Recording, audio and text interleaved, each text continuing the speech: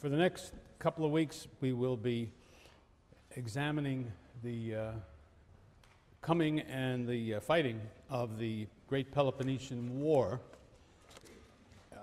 It's a subject that had tremendous importance for the Greeks themselves, and it has been one of the things that has occupied people interested in the ancient Greeks more than most things, partly because of its own extraordinary importance, but I think perhaps even more because of the fact that it was described for us by a participant, a contemporary, Thucydides, the son of Olorus, an Athenian, who by common consent throughout the millennia has been agreed upon as one of the great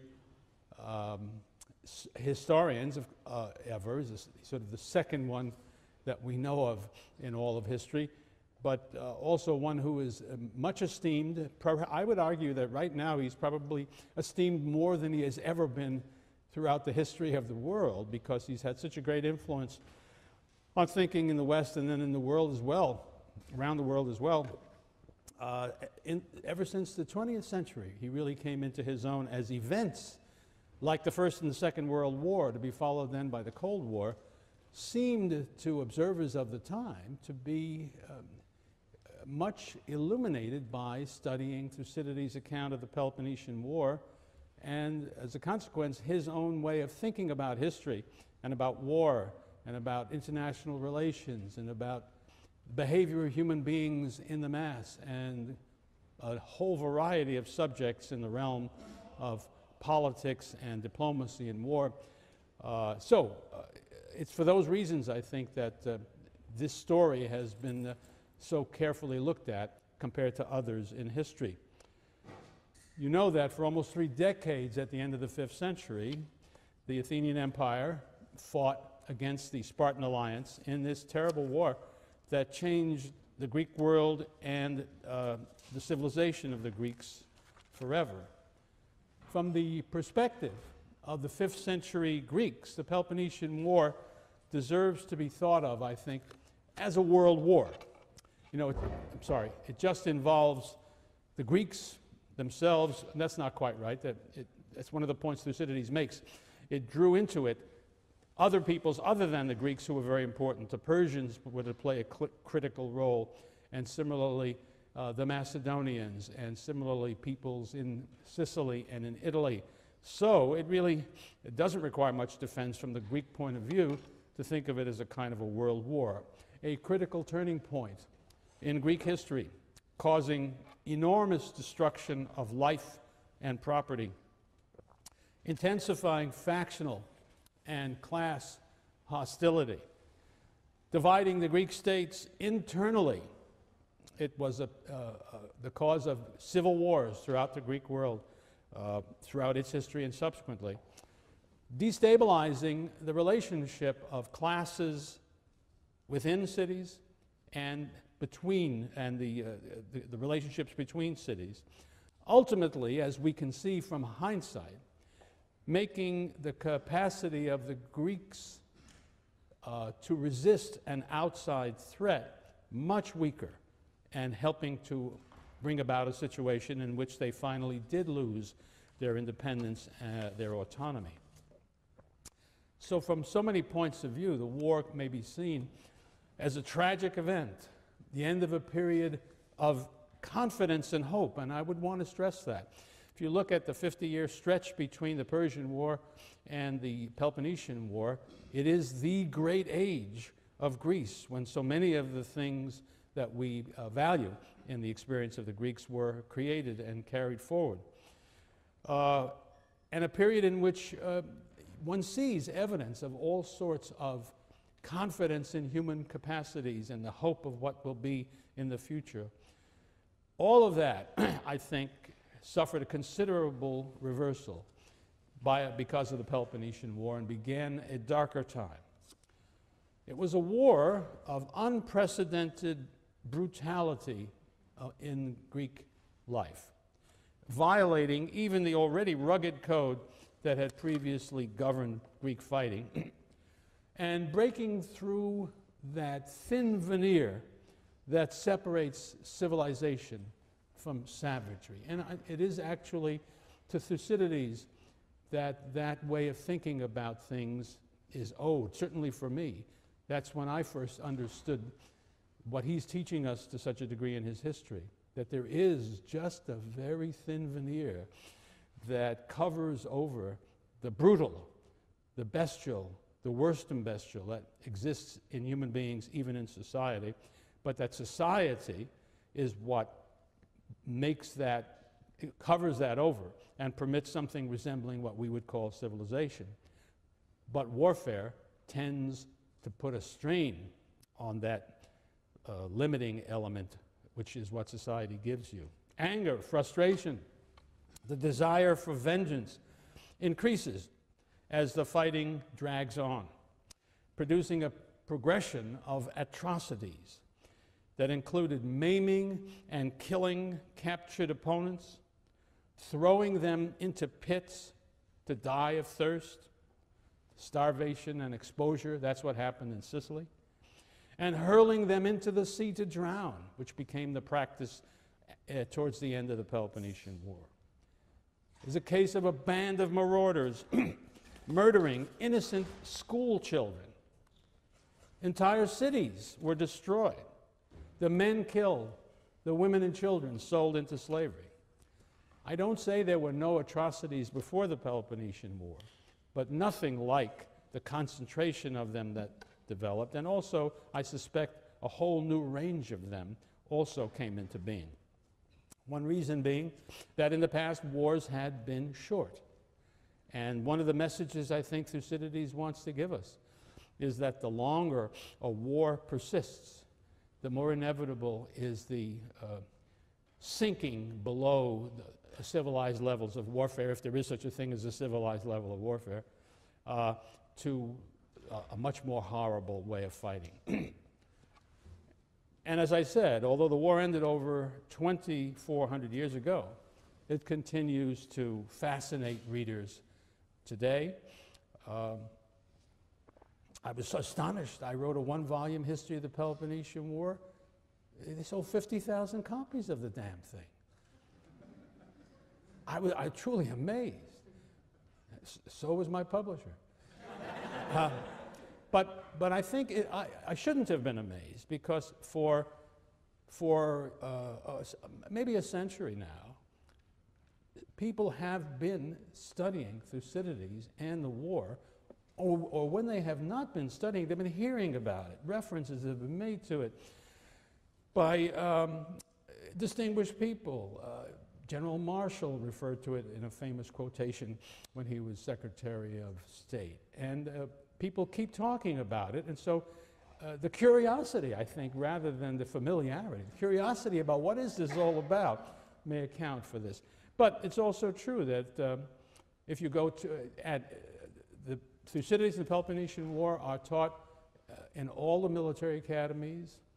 They are taught in all, just about, I've never heard one that didn't, in all programs of international relations, anywhere. That's one of the first books, along with the Chinese sage of warfare, Sun Tzu. Both of those seem to be typically read everywhere, and so on. And I don't think that this is just an affectation, and look at us, we read classical stuff. I don't think that's what it's about. I think it is based on a conviction, and it's supported by arguments by scholars, not classicists, that there is some continuing meaning, some continuing value, something we can learn about all of these important topics by reading Thucydides. So I want to just comfort you for the burden I've laid on you in giving you that book and all of this stuff to read. You're not wasting your time. That's what I'm trying to tell you. I'd like to turn first to the question of the origins of the war, the causes of the war, the outbreak of the war, however you want to look at that phenomenon, because Thucydides is very interested in that subject and writes about it with a sophistication that, in my opinion, has not been superseded and rarely matched in the years since that point. Thucydides' whole first book, really, is about that subject. How and why did that war come about? And that's a subject I just think is immensely interesting and important, because we should face the fact that the history of civilized mankind is almost the history of warfare. There's nothing more typical of human societies than that they are organized to fight wars and do so. So, and I think by the 20th, 21st century, we ought to have come to the conclusion this is a bad thing. Wars, certainly now, whatever positive functions they might have had in the past, and they have been sometimes glorified for various reasons, the price of them is just far too high for us to think that's fine, let's keep doing that. So the problem, why do wars happen and how can they be avoided, strikes me as important a question as there is. And Thucydides, I think, gives us some food to chew on as we think about that. Well, he examined the situation in the first book and concluded with what he calls the truest cause, the truest explanation. Although, I'll quote him now, the truest explanation, although it has been the least often advanced, I believe to have been the growth of the Athenians to greatness, which brought fear to the Lacedaemonians and forced them to war. Scholars differ a bit on what that really means, but I side with what I think of the majority of the scholars on this point, which is to say, he is really saying that this war became inevitable at a certain point when the Athenian Empire, that's the greatness of Athens, reached such a point as to alarm the Spartans enough to do what they did, which was to start a war to check the growth of that Athenian power. Everything I've said is open to criticism and disagreement, and just naturally great big arguments about these things. But I'm giving you my view, which is not original or unique. Now, I think it's important to realize that Thucydides does not think that sort of an obvious explanation can be found by examining the circumstances that took place when the war broke out in 431 BC. And the proof of that is not merely that he speaks about the truest explanation, which means he's rejecting less true ones, which do focus on the events themselves, what we might call the precipitating causes of the war. He begins his account explaining how the war came back to the end of the Persian Wars. And the events that are important from his point of view are the forming of the Delian League, which emerges as the Athenian Empire. That's one critical thing he goes back to. And the other critical thing he goes back to is the distrust that emerged swiftly between Athens and Sparta, which turned into a major division in the Greek world and produced ultimately the suspicion. Obviously is something that makes it easier to bring about fear. And so we get to that second element that Thucydides talks about, the fear that the growth of Athenian power engendered in the Spartans. And what is so splendid, in my eyes, about Thucydides' understanding of why these things happen and why it's so superior to what is typically taught in the graduate schools that study international relations, is he's talking about human emotions. He's talking about feelings. He's not talking about structures that you need to be a professor in order to understand. I think that that's one of the powerful things. Thucydides is interested in structures. The first one ever looks at it, thinks it's a very important thing. But when he comes down to explaining why nations go to war, he looks at the feelings that the people involved have.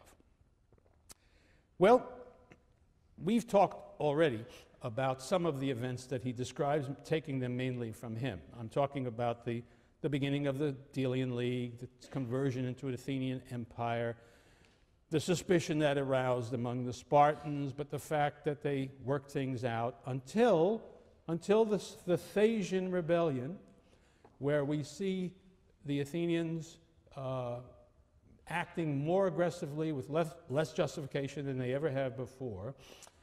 But what I didn't tell you, because I wanted to save it for this context, is that Thucydides mentions the fact that when the Thasians launched their rebellion against Athens in 465, they went first to the Spartans and asked them, if we rebel against the Athenians, will you invade Attica? And the ephors, the officials that conduct foreign policy in the first instance in Sparta, said they would. Well, they didn't, because before they could do so, the great earthquake occurred, which prevented them doing any such thing.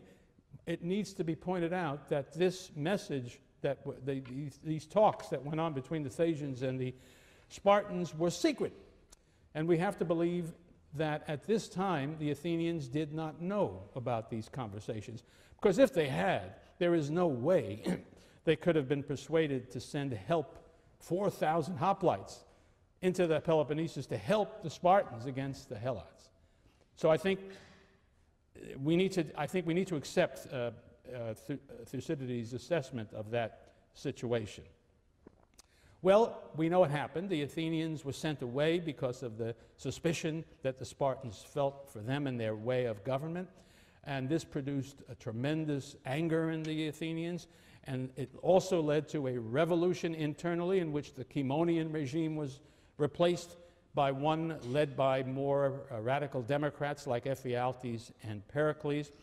And also a diplomatic revolution in which the Athenians withdrew from the Greek League under Spartan leadership, and in which they made alliances first with Argos, the great enemy of Sparta, and then with the Thessalians, whom they hoped would supply them with useful cavalry in case of a future war. So those are all, that's a terrific takeoff point for the first quarrel of seriousness between the two sides, which modern historians call the First Peloponnesian War. One other thing that happened at the conclusion of this previous period, that is to say, with the end of that, with the withdrawal of the Athenians from the scene, the Spartans finally took care of the Helots. They never were able really to defeat them and get them down from their fort up on Mount Ithome. But they finally made a deal with the people up there saying, we will allow you to come down in safety and go away someplace so long as you leave the Peloponnesus. They undoubtedly expected that the Helots would then be scattered, one here, one there, one other place. Where else would they go? That's what would have happened had it not been that the Athenians, who had lately acquired, we know not how, control of a town on the north shore of the Corinthian Gulf called Naupactus. It has a very good harbor, and it is so located as to be wonderful as a naval base for somebody who wished to be able to control access to the Corinthian Gulf. The Athenians took it and then turned it over to the Helots who had fled the Peloponnesus.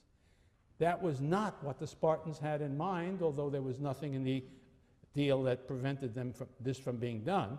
But it means the Athenians had done another bit of harm to the Spartans, putting their bitter enemies in a position to cause trouble to them and to their allies on the Corinthian Gulf. So all of that suggests that on the next day, so to speak, after all of these changes had taken place, the world was very different, and the prospects, I would have thought, for peace between Sparta and her allies, and Athens and her allies, had been badly reduced. There's no longer an association between the two. The Athenians have allied themselves with Spartan enemies. The Athenians have taken the Helots and put them in this terrific place. This is not a recipe for good relations in the future, and it would only, this is where the cliche seems to me to be useful. People talk about a powder keg, which only needs a spark to set it off into a great explosion. People use this about the outbreak of many wars. Sometimes it's an apt thing, and sometimes it's not. This time, I think it is, as we shall see, it didn't take very much to produce an explosion between Athens and Sparta after these events.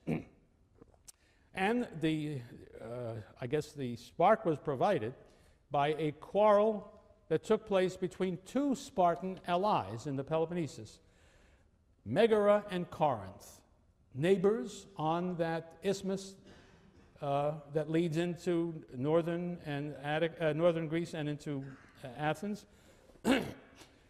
And since they're both members of the Spartan alliance, the Spartans had choices to make about what was happening.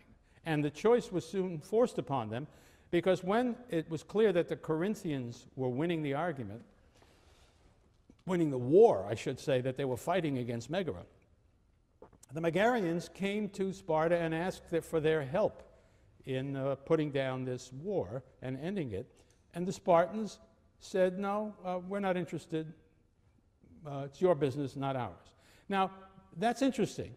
We can't really tell, because there's nothing written about it, what obligations the Spartans had when two allies, who are autonomous states according to the theory, decide to fight each other.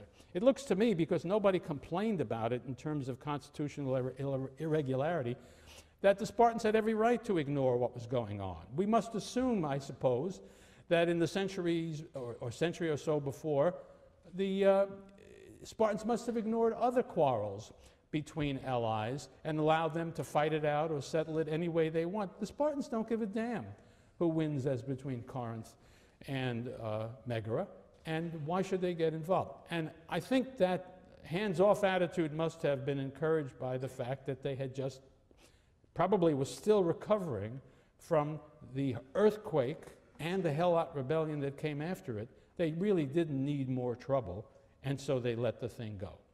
Now, the reason the Spartans could take such a cavalier attitude in the past was that they were the only great power in the Greek world.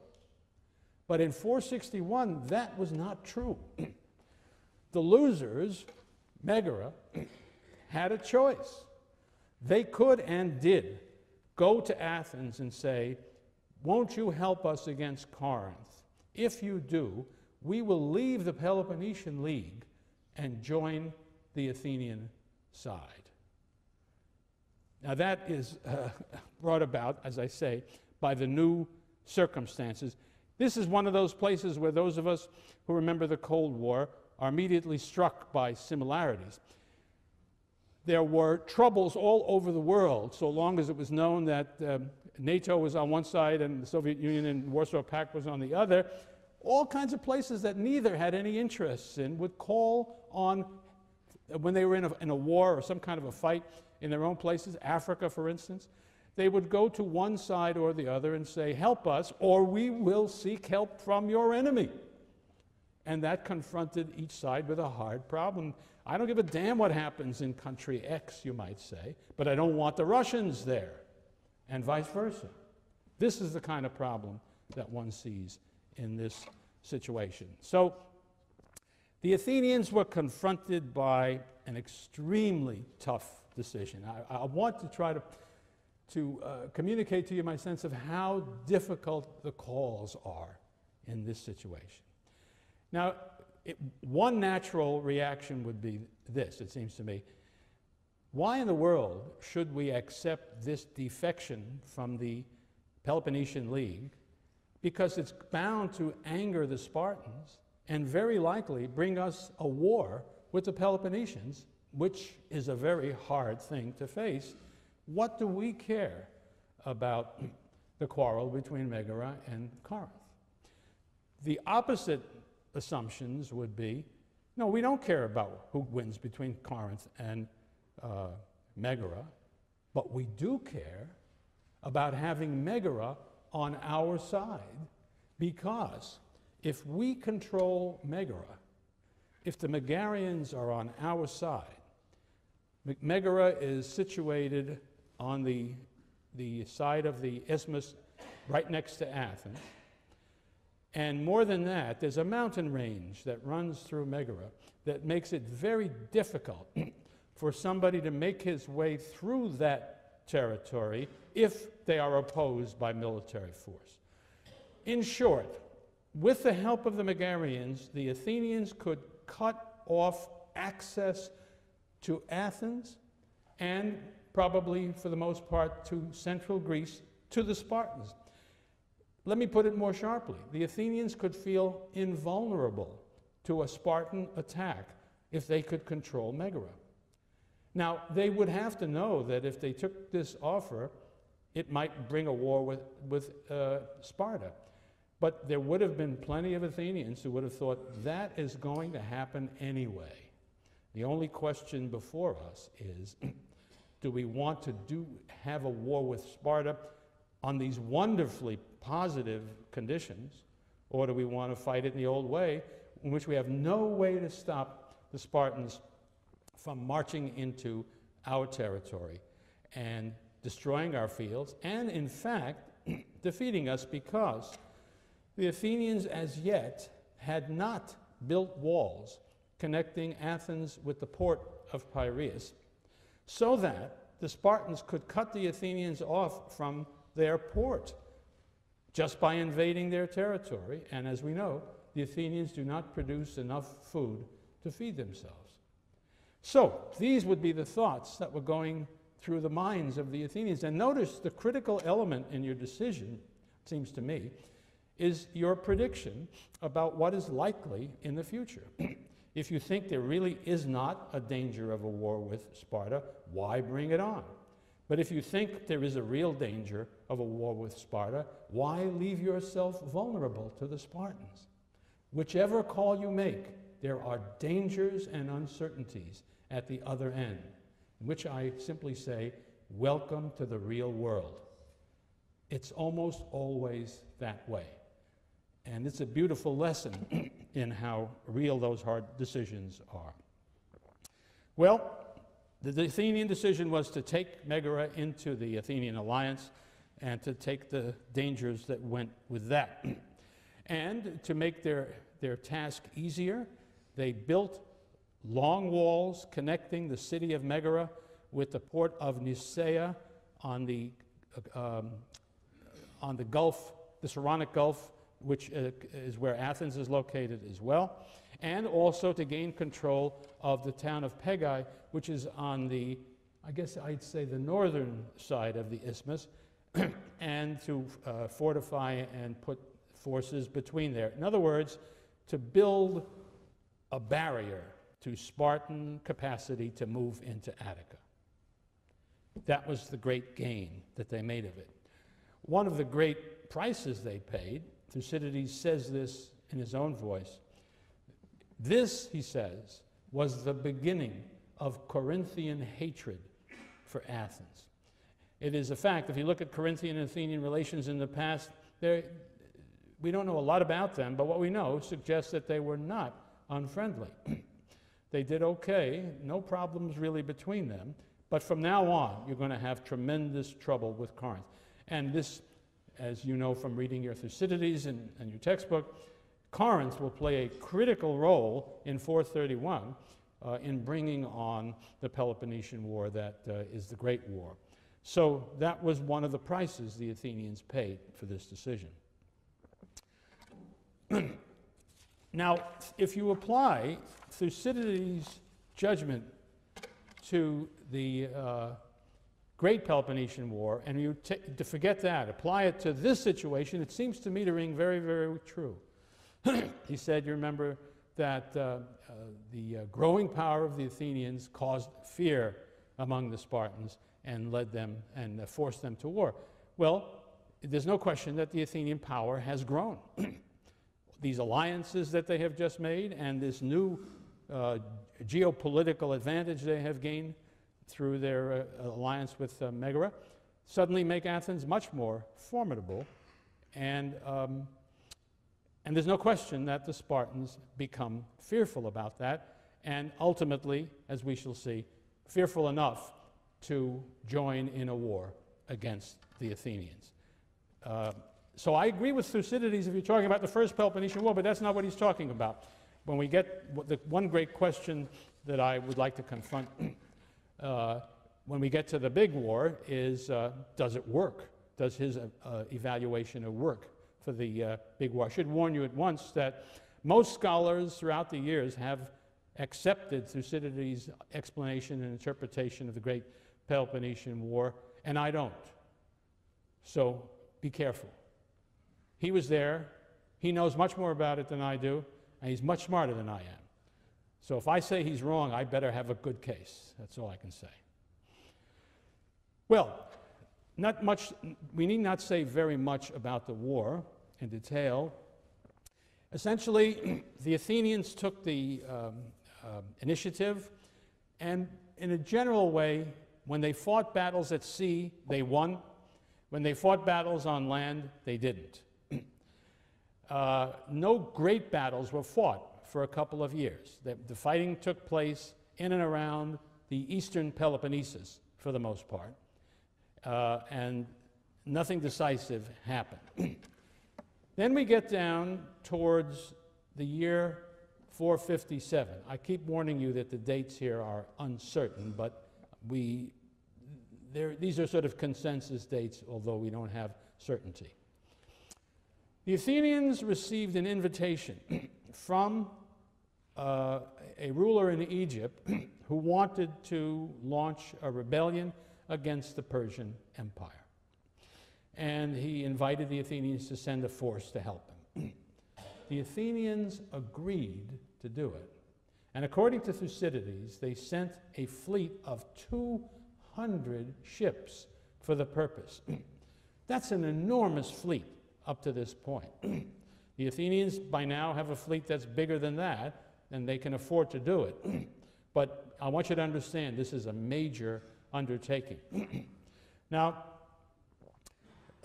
why did they do it? They do it because the opportunities in Egypt are tremendous. Egypt is the greatest grain grower in the Mediterranean area, and we know the Athenians are always interested in sources of grain. But Egypt is fantastically wealthy because of its great fertility. And so the Athenians, if they can gain a share of that wealth, will, of course, profit from that. And finally, the Athenians are still officially at war with Persia. So it's perfectly reasonable to try to strip the Persians of possibly their richest province. All of those things make their decision understandable. Now, on the other hand, you might ask the question, now you know you're engaged in a war with various Peloponnesians, and that although the Spartans haven't taken any action yet, you can expect some from them. Is this a great time for you to tackle yet another war against the Persians? Well, they thought so. And I think it's evidence of the tremendous confidence that the Athenians had acquired by this time.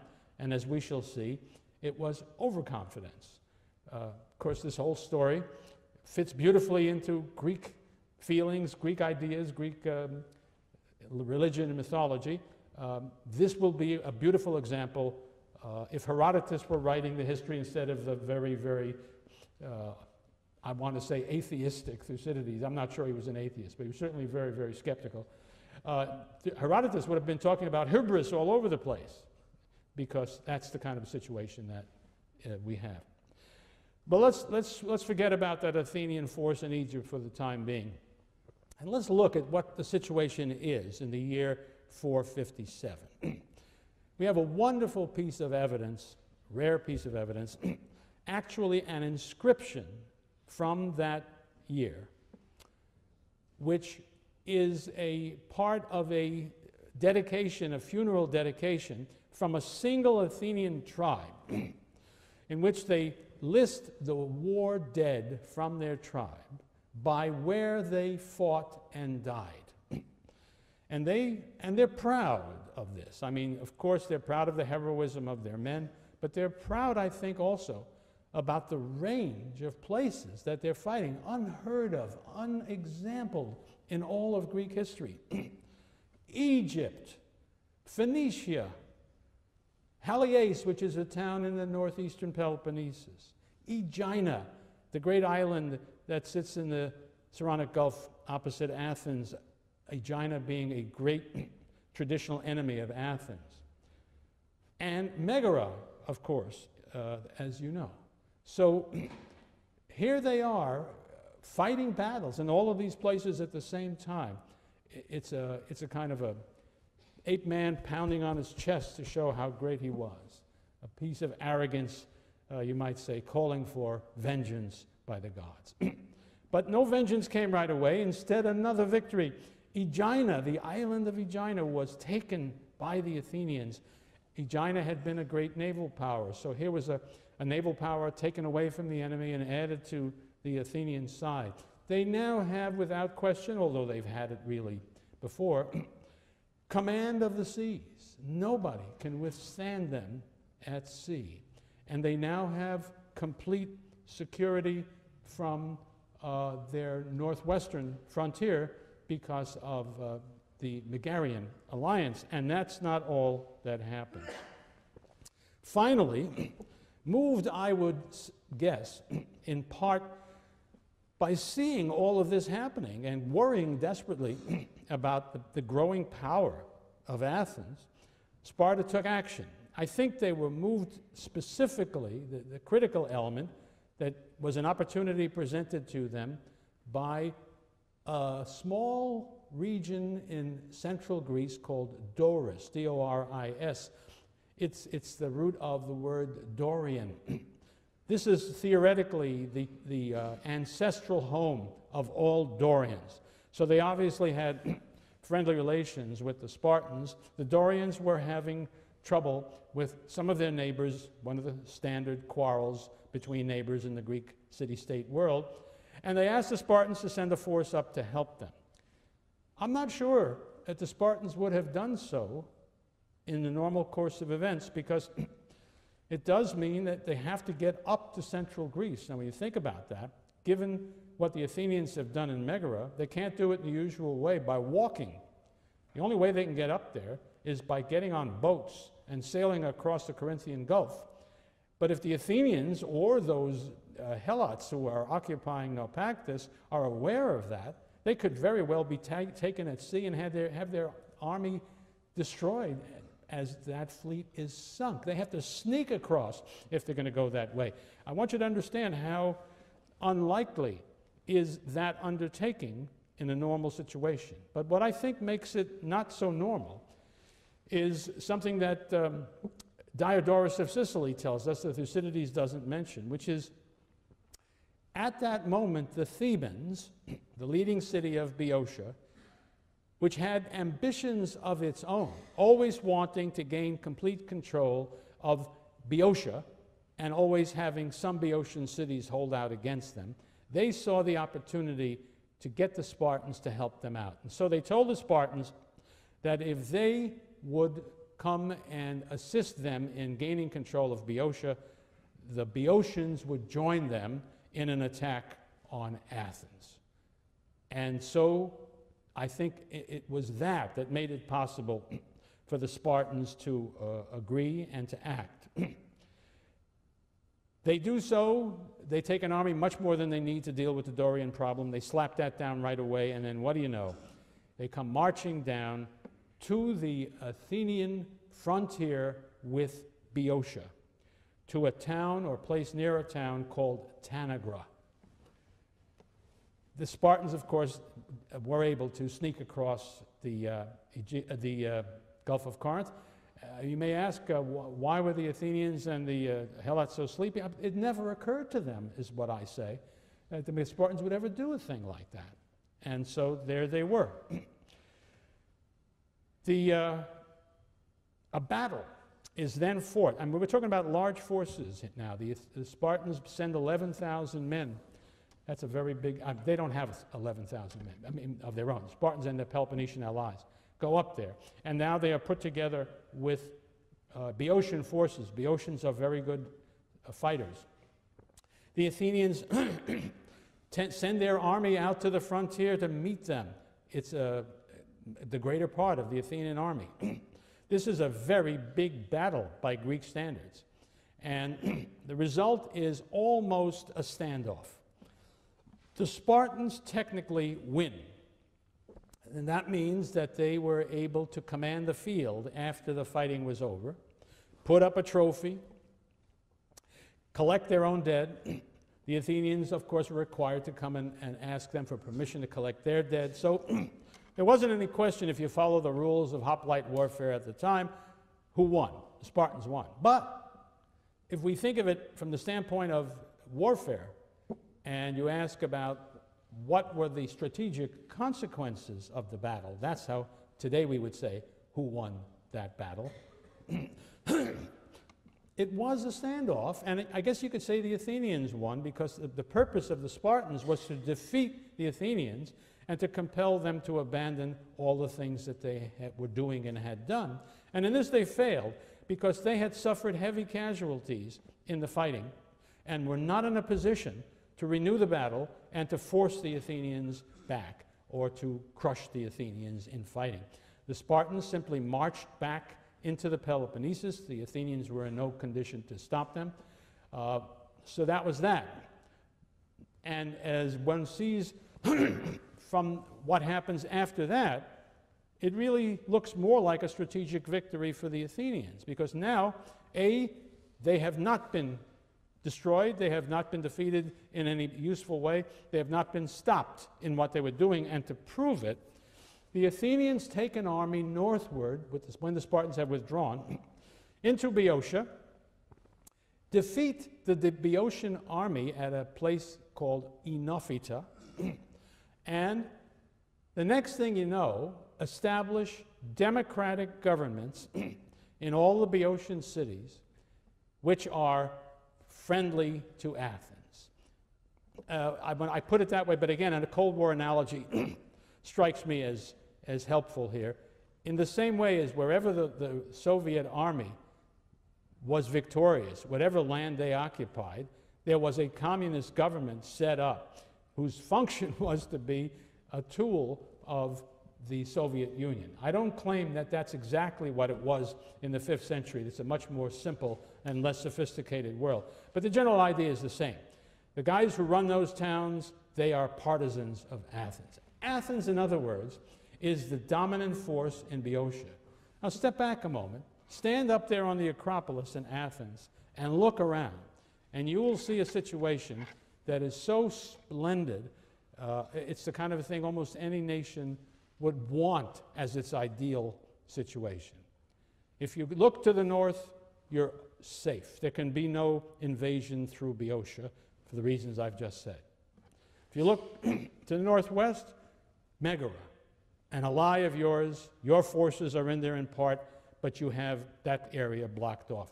There is no way, and of course now that you know that the Spartans can take boats across the Corinthian Gulf, you'll see to it that that never happens again. The Spartans and their allies are bottled up in the Peloponnesus. The sea is controlled completely by you. I have also neglected to mention that the Athenians have just now concluded the building of long walls connecting Athens with Piraeus. So even if somehow, hard to imagine as it is, the Spartans got into Attica, the Athenians need not fight them and need not give way to them, because nobody knows how to take walled cities very well anymore, and the Spartans never learned how to do it. So if you look at it from that point of view, until somebody invents an airplane, Athens is absolutely invulnerable. And they still have a 2,400 year leeway, 2,000 years before anybody invents an airplane. So this is an amazing moment where you could readily think, we are invulnerable, we are safe, we can do what we like with impunity. I think this is a very important moment in Athenian and in Greek history. I think there were Athenians who never got over remembering that's what we achieved, that's what we can achieve, that's what we must aim for in all future circumstances. And when we get into the Peloponnesian War, and there come moments when it seems possible that the Athenians can make a negotiated peace with the Spartans that's okay in the war, and they turn it down, I think people, Thucydides and others, suggest that they're just out of their minds. Maybe they are, but they have something they can focus on, a memory of how it once was and how it might be again. Well, the gods are not going to put up with this. You and I know that. The Athenians suffer a terrible reverse that begins to undermine their situation. In Egypt, there is a terrible disaster. They lose. The Persians defeat them. There's a great argument about how many ships they lose, but whatever it is, they lose a lot. They lose a strategically significant number. The disaster is so great as to cause a whole rash of rebellions in the Delian League or the Athenian Empire, whatever you want to call it.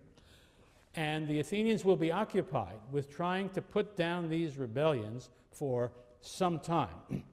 The situation, by the way, the probable date of this defeat is probably around 455, because it's in the following year, and this date is a good date, 454-3, that the Athenians decide to move the treasury of the League from Delos to Athens, up on the Acropolis in the back room of the Parthenon, which they will be building very shortly. And another important point about that is, up to now, all money put into the League treasury was being used for supporting the Navy, and ostensibly for League purposes, usually for League purposes.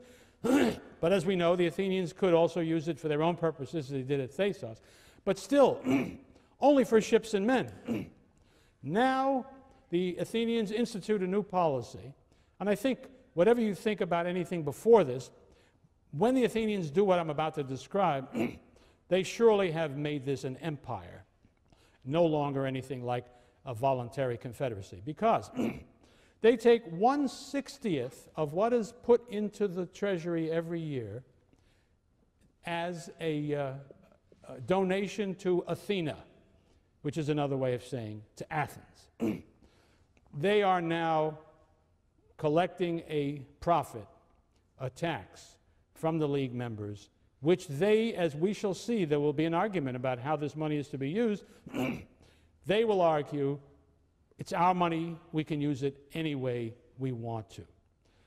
So that's two things going in two different directions. On the one hand, all the trouble that they have in the League. It leads them, however, to change the character of the League in a very significant way. Well, things are so difficult, the problem of fighting the Spartans now is so serious, that the Athenians recall Cimon because they would like to make peace with the Spartans, and they know Cimon is just the man to do it, as no one else can. And so he comes back. Oh, well, I should back up a second. There was some talk about Cimon coming back earlier, but he certainly comes back in 451 because his 10 years of ostracism are over, and it's now that he negotiates a 5 years truce with the Spartans, with the understanding that the purpose of the truce is to allow negotiation to go forward to bring about a long-term peace agreement between the two. Cimon achieves that, and to show you how ostracism can work, he is immediately elected general. It's as though he had never gone away. And being Cimon, he immediately turns to an activity that's a continuation of what he did before he left, namely, let's go fight Persians. And so he takes a fleet and sails to Cyprus, which is part of which is in Persian hands, fights a battle against the Persians, defeats the Persians, but has the bad fortune to be killed. And so Cimon is now removed from the scene in Athens. I think this is a significant thing because it means that the only individual politician who had the kind of support, the kind of charisma, the kind of backing that could challenge the new important leader in Athens, Pericles, is gone. And this helps explain why Pericles, still at a relatively young age, is able to become a person of unprecedented influence and power in the Athenian state. It's not that he takes to himself new constitutional powers or gets military guards or anything. Nothing changes except that he can count on persuading the assembly to do what he wants almost all the time.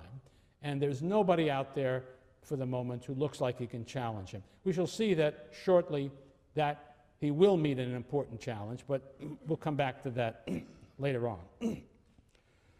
But let's go on with the story of the war. In 449, 2 years after the truce was negotiated, we find Sparta attacking the city of Phocis, the polis of Phocis, again, up in central Greece. They must have, again, we don't know how it was that they found their way up there, but they did find their way up there. And they took back control of the Delphic oracle from the neighboring Phocians, who had, over the years, they had frequently tried to gain control of the Delphic oracle from the priests. And it was on behalf of those priests that the Spartans fought. They defeated the Phocians and went home. 2 years later, in 447, the Athenians send an army up there. The Athenians are allied to Phocis, and they once again take back the Delphic oracle and give it over to the Phocians. These are signals that the truce is not really working, that the two sides are not finding a way to live together peacefully for the future. And sure enough, in the year 446, a series of events occurs that upsets the peace and the balance that the Greek world had found for temporarily. First of all, there is an oligarchic rebellion throughout the cities of Boeotia. And of course, they drive out the pro-Athenian democratic regimes, and suddenly Boeotia is a hostile place, no longer a friendly place, one from which the Athenians can expect trouble. There's a big argument in Athens as to what should we do. Pericles says, let's not do anything. We really can't afford to engage in ground campaigns against serious opponents. We tried it, but we can't keep Boeotia. We'll just have to let the Boeotians go. Against him was a general, an Athenian general. Sometimes I'm astonished by the names that crop up in Athenian history. You wouldn't dare do it. You wouldn't invent names like this if you were writing a novel, because people would laugh. This guy's name is Tolmides. It comes from the Greek verb tolmao, which means to be bold, to be daring. That's what he is, bold and daring. He marches an army into Boeotia to get the place back for the Athenians. In other words, he defeated Pericles on this issue because he couldn't do that without getting the assembly's approval. But the Athenians must have been mad too and said, let's go beat those Boeotians up and force them back into our control. Tolmides runs into a terrific defeat, suffers extremely heavy casualties by anybody's standards, and Boeotia is lost for good. The battle, by the way, in which Tolmides is killed is the Battle of Coronea, C-O-R-O-N-E-A. Athens is now driven from central Greece, and that glorious picture I painted for you has been marred by a hostile force on the northern enemy. But that isn't all that's happened. Seeing that the Athenians were troubled, were weak, were vulnerable, and can be beaten, suddenly all of the unhappy folks that were around took advantage of the opportunity. On the island of Euboea, to the east of Attica, there is a rebellion. This is really deadly, even from Pericles' point of view. He cannot permit rebellions in the empire, on islands. It threatens the control of the sea. It's not just that he can't have Euboea be independent. You cannot let rebels in your empire succeed because it encourages other rebellions. And they've just been through that. they've had to fight their way through a whole rash of rebellions after the defeat in Egypt. So Pericles personally takes an army and sends it, and takes it, I should say, to Euboea. And while he is gone with his army off in Euboea, remember with Boeotia now hostile, there is a rebellion in Megara. This alliance with Megara was always a very iffy thing. We should remember two things about the past. One is that Megara and Athens have been bitter enemies for centuries. So the alliance was an unnatural one, the product of momentary agreement. But there would certainly have always been lots of Megarians who were against it. And so seeing an opportunity, these guys would have moved. And the other thing is that the Athenians were, of course, being distracted, and their forces were sent off someplace else. So now Pericles realizes how dangerous this is, because if Megara succeeds in the rebellion, which it does, now they have no protection from a Spartan invasion, which they need to expect. And that is indeed what happens.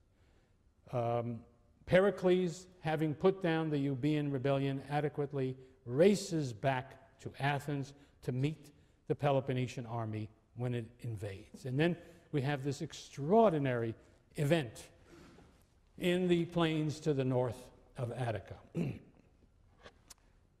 Spartans invade. Pericles leads the Athenian army out to meet them.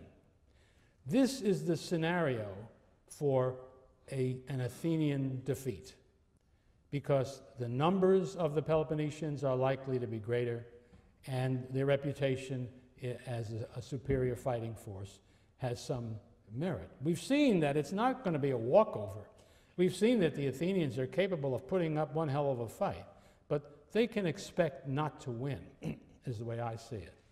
So they are facing each other. The battle is about to happen when all of a sudden a delegation comes out from the Spartan army. Pericles goes out to meet them. They have a little conversation. They all go back to their armies.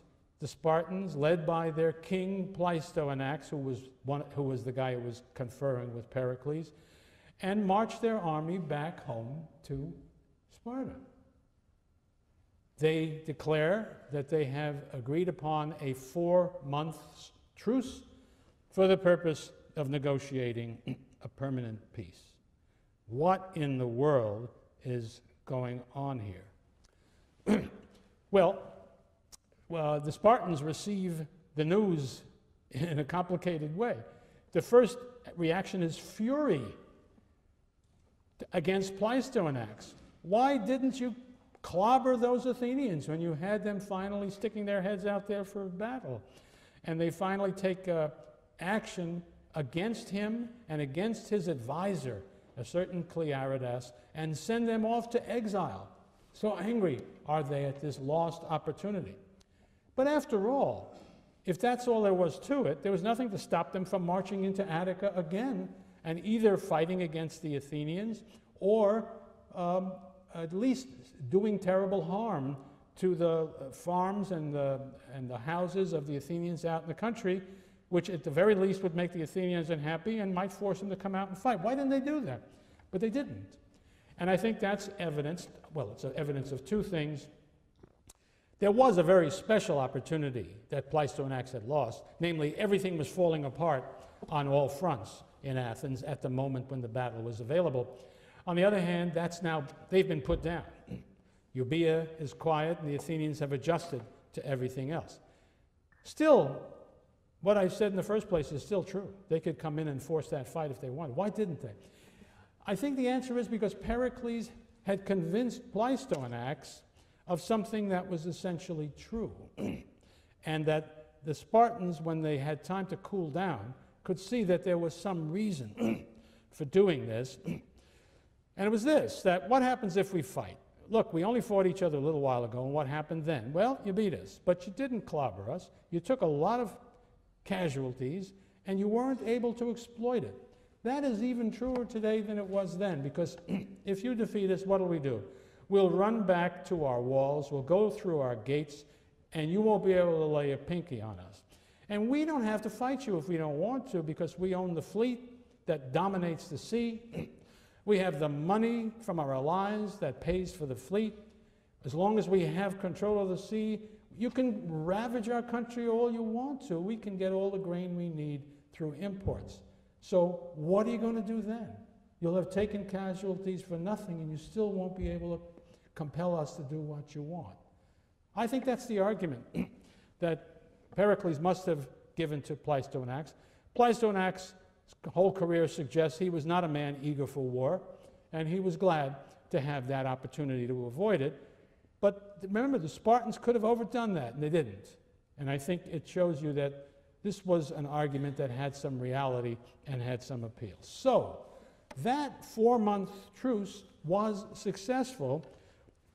It led to the negotiation of a peace between Athens on behalf of its allies and Sparta on behalf of its allies, the 30 years peace, which is concluded over the winter of 446-445.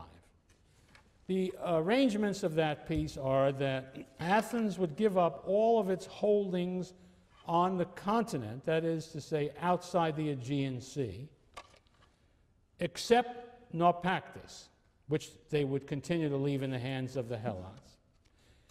In tacit recognition, nobody formally did it, but the point is they let the Athenian allies be included in the Athenian decision. That meant the Spartans recognized the legitimacy of the Athenian Empire. Then they had a few rules meant to prevent the outbreak of war in the future, and like most of these peace treaties who decide to try to prevent war in the future, they basically look back to how this war started and try to prevent this war happening again. For instance, this war came about because the ally of one side changed sides to the other. That was forbidden under the new treaty. And somebody must have thought, yeah, right, but what if there's a neutral state that wants to go from one side to the other? And what if that state has significant strategic importance? Wouldn't that test the peace at all, or would it? And they concluded it wouldn't, because they said neutrals were free to join either side. So in other words, if a neutral joined one side, nobody could say, okay, that's a cause for war, because it wasn't. And finally, the most remarkable, and I believe original, absolutely original idea of its kind ever. I don't believe there's ever a time in history that we have a record of such a thing being present. I'm talking about a clause in the treaty which provided that if in the future there were any disagreements between the two signatories, any complaints that they had against one another, these must be submitted to an arbitrator for decision. Remember, I'm not talking about a mediator who says, let's talk it over, boys. I'm talking about an arbitrator who has the right and responsibility to say, you're right, you're wrong, or some version of such a thing. If that clause had been adhered to, it's only a matter of logic that says there could never be a war between these two sides. It's an amazing idea, and I'm going to claim with no proof, I'll be doing this again and again for a while, I think this is Pericles' idea. Because, I mean, everything that I'm going to point to that's so unusual and unheard of before, Pericles is involved with it. And I think he just had that kind of mind. Very inventive, ready to find new ways to meet old problems. I think this was his notion, and I'm convinced it was his determination that this would be the case, that in the future there would not be a settlement of differences by the threat of war, but by arbitration, that helps explain the very determined position he will take in 431. This is very important. I don't know how much the Spartans felt that way or knew about what was going to happen. Obviously they didn't, but they bought it. That's the treaty. The two sides swear to it, and for 30 years they must adhere to these provisions. That is the 30 Years' Peace, and I think we need to evaluate it to get at this argument I'm engaged in with Thucydides that you're listening in on. That is, there are pieces and there are pieces. They're not all the same. I, for my own purposes, have come up with, I think, 3 categories of peace, and want to suggest which one this belongs in. There is such a thing as people have spoken of the First World War, the Peace of Versailles was often referred to by its critics as a Punic peace. They're talking about the peace, they think they're talking about the peace that concluded the Second Punic War with Hannibal. But no, they're talking about the Third Punic War, in which the peace was the city of Carthage was destroyed. The Carthaginians were driven away, those who were not killed. The fields were plowed up and salt put in the furrows, so they thought nobody could grow anything there again. That's a Punic peace. And there's something to be said for a Punic peace. You'll never have a war again with that country because it doesn't exist anymore. That's one extreme. At the other extreme is where, I suppose, the winning side can impose a harsh peace, but chooses to impose a gentle peace in the hope that in the future they will have friendly relations with the other side. And so they trust the other side, even though it's not destroyed, to be good. And if there are such examples of such things, they're usually a case where the defeated side has been so weakened that it's highly unlikely in the future that they will be a problem. Another, then there's the kind of let me back up a step. Then there's the kind of a peace that people say was represented by the Peace of Westphalia in 1648 that ended the 30 Years' War in Europe, in which arrangements are made. Nobody has actually been defeated. There is no clear-cut winner. There are no just plain losers. Everybody has fought so long, and the cost has been so great that they decided we can't hold out for victory. We've got to cut the best deal we can. And such a peace it depends, it may work, it may not. It depends upon circumstances in the future that are very hard to predict. And then we come to what I think is probably the worst kind of peace. One example of it is the peace that the Prussians imposed upon the French in 1870 after the Franco-Prussian War, in which the big issue was they took Alsace-Lorraine from the French and annexed it to Germany. But at the same time, they did not so harm France that France could never again be a menace. But they could be sure that for the foreseeable future, and who knows, maybe forever, the French would be angry and dissatisfied and determined to recover Alsace-Lorraine, even if it meant war. And that was true to a degree, although we need to be aware that the best evidence we have is that by 1914, the French actually had pretty well given up on Alsace-Lorraine, although people kept talking as though that's why the French went to war. Well, it wasn't true. But also, of course, there were Frenchmen who did believe that way, but on balance, it probably wasn't so. I suppose the best example of that unsatisfactory peace, though, is the peace that ended the First World War, the Peace of Versailles, where the Germans were treated very harshly in their own opinion, although much harsher solutions were available that were rejected. But also, they lost a lot of territory and had a lot of restrictions put upon them. But also, there was no permanent harm that guaranteed that Germany would not be able, when it recovered from the war, to reverse that decision. is the same kind of thing. Terrible situation in which the defeated power is totally dissatisfied with the peace and is in a condition down the road to be strong enough to break it. Now, where does the 30 years peace fit in here? Closest analogy, in my opinion, is Westphalia. I think that the two sides had both found this a very unpleasant, uncomfortable war, producing dangers and risks that neither had ever anticipated, and that the forces who were in control at the time that the peace was made felt it just wasn't worth having a fight to the finish for the gains that could be made. And so this is the key thing. If that is true, then peace was possible. Then the Peloponnesian War that follows is not inevitable. Scholars argue still, did Thucydides say it was inevitable? I think he did. Most scholars do. Some people think not. But whatever he may have said, that is certainly a view many a scholar has taken. So I'm saying no. And the reason I'm saying that is, first of all, because of the facts I've just laid out before you.